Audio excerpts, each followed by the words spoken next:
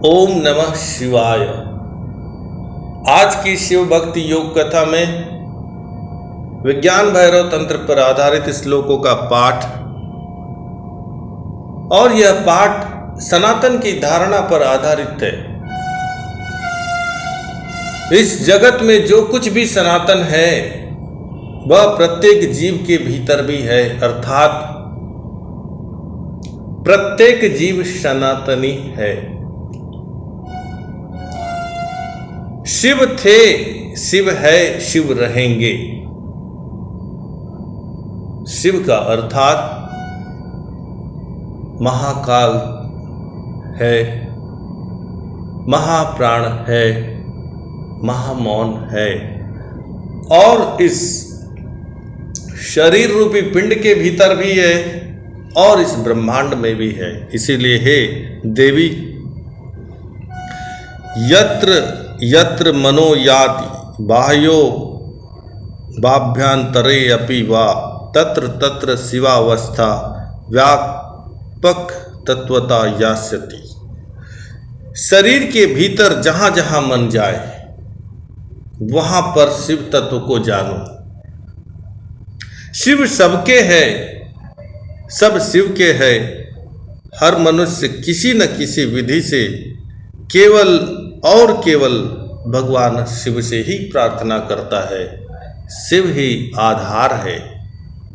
इसीलिए हे सनातनी, हे शिवप्रिय, यत्र यत्र क्षमार्गेण चैतन्यम व्यज्यते विभो तस्य तन्मात्र अधिमित्वा चिल्लयाद भारित आत्मता।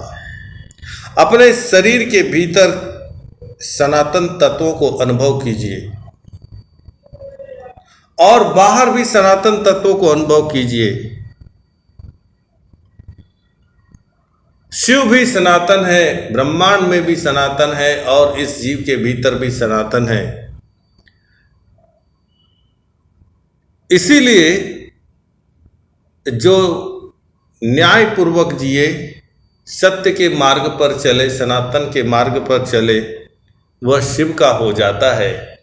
और जो अन्याय के मार्ग पर चले, असत के मार्ग पर चले, वह जीवित भी शव की ही भांति है। इस तथ्य को जानो। आगे भगवान कहते हैं, क्षुतांते भये शोके गहरे वा रणादुते कुहू तले क्षुधांते बाह्य सत्ता मई दशा। हे शिवप्रिय, सनातन की धारणा करके अपनी संपूर्ण चेतना से अपनी संपूर्ण मनोकामनाओं को आरंभ में ही जानो। शिव ही आपकी मनोकामना पूर्ति करते हैं। दुष्टाचारी, काम प्रेमी, काम रोगी, छल कपटी लोगों से बचकर रहना चाहिए। भगवान कहते हैं, हे महादेवी, वस्तुषु स्मरणेषु दृष्टे देशे मन त्यजेत स्वशरीरम निराधारम कृत्वा प्रसरति प्रभु।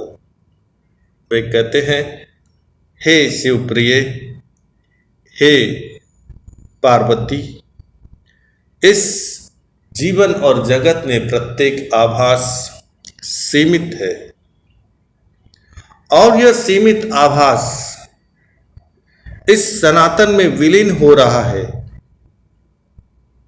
इसीलिए शिव के अलावा आप कोई विचार ही नहीं कर सकते।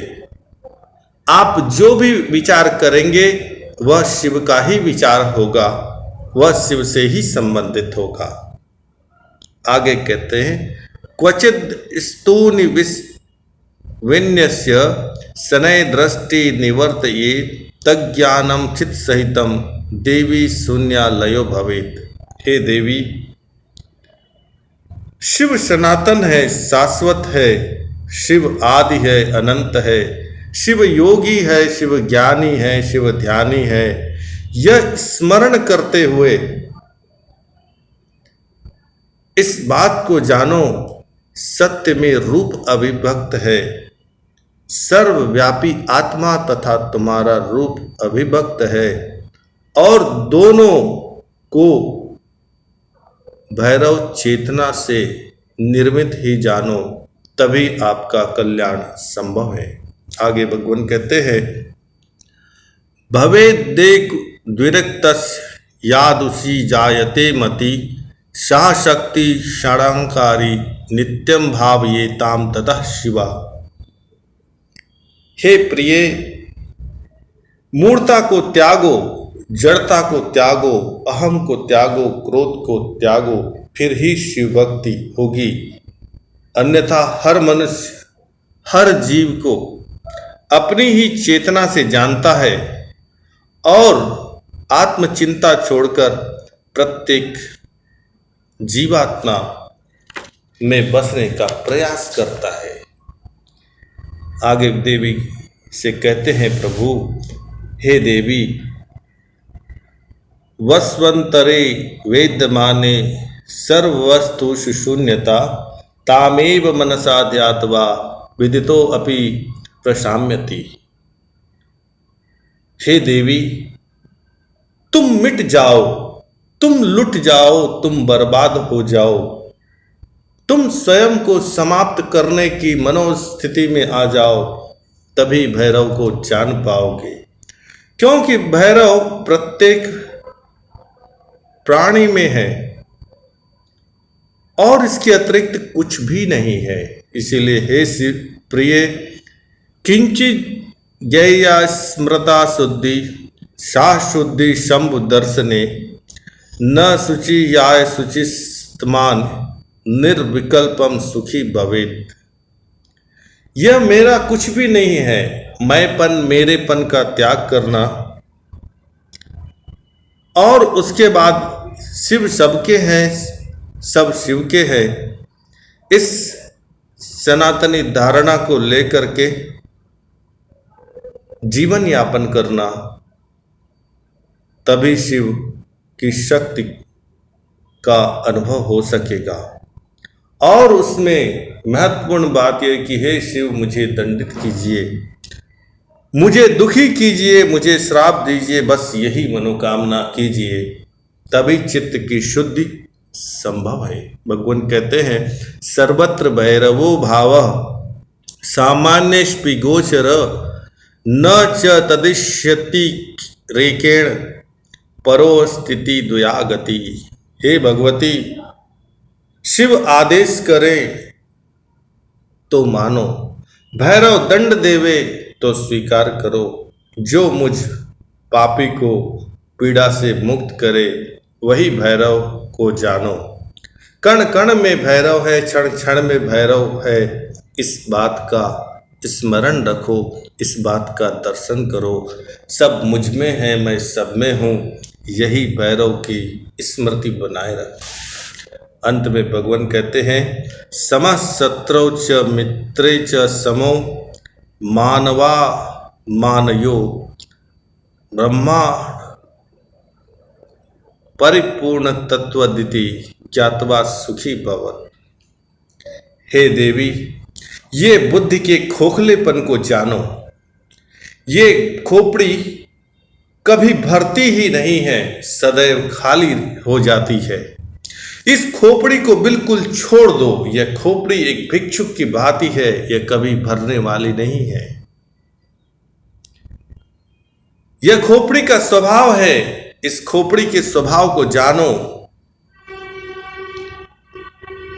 यह मित्र, शत्रु, मानव सबके सम और विषमता से भरी पड़ी है। लेकिन जब तक इस खोपड़ी से बाहर नहीं निकलोगे, तब तक हे शिव प्रिय, शिव का अनुभव संभव नहीं है। इसीलिए हे प्रिय, इस खोपड़ी के खालीपन को भरने की बजाय इस खोपड़ी को छोड़ देना ही उचित है। क्योंकि यह खोपड़ी कभी भरती ही नहीं है, यह खोपड़ी सदैव खाली ही रहती है और इसको भरने के प्रयास में मनुष्य जन्म से मृत्यु और मृत्यु से जन्म के चक्र में बंधा रहता है। आज के लिए बस इतना ही। आपने बड़े धैर्य, स्नेह, श्रद्धा और प्रेम से शिव भक्ति योग कथा को सुना, इसके लिए मैं आपके हृदय और मस्तिष्क का ऋणी हूँ। ओम नमः शिवाय।